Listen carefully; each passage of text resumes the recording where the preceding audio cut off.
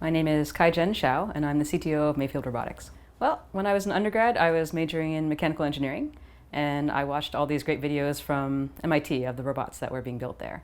And in particular, the ones that I was very interested in were Synth Brazil had Kismet, one of the first social robots, and I found that very compelling. And also the MIT Leg Lab had a lot of hopping robots that I thought were really cool. And all told, I looked at those and I thought, wow, I could make awesome robot pets someday, and that would be really cool. Actually, originally, I wanted a pet. When I was growing up, I had lots of small animals, so hamsters and gerbils and such, and I always wanted a dog. And I asked my dad for a dog, and he promised me at some point that I could get a dog, and then he was like, no, I didn't actually promise that. And I was annoyed for a long time that I could not have a dog. And in college, of course, I could not have pets either. And so I was like, oh, well, if I had a robot pet, that would be okay. So if I made robot pets, and those of us who can't have actual pets could have pets still. So as an undergrad, I went to Princeton and I majored in mechanical engineering, and I started doing robotics there.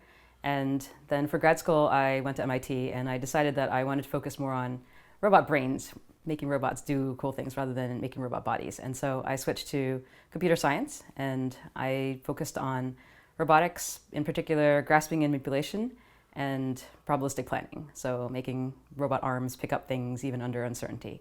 And after grad school, I graduated and went to a company called Willow Garage, which at the time was one great hotbeds of robotics and developing the robot operating system. And I was working with PR2s, these big humanoid-like robots with two arms, drive around the house to do research into grasping manipulation in the home and teleoperation, that sort of thing.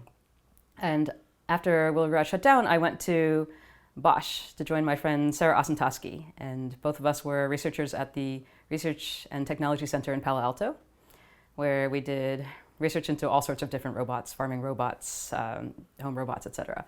And there we proposed to Bosch that we should make a whole company to do home robotics. And they accepted our proposal, and so we started Mayfield Robotics in January of 2015, and here we are today.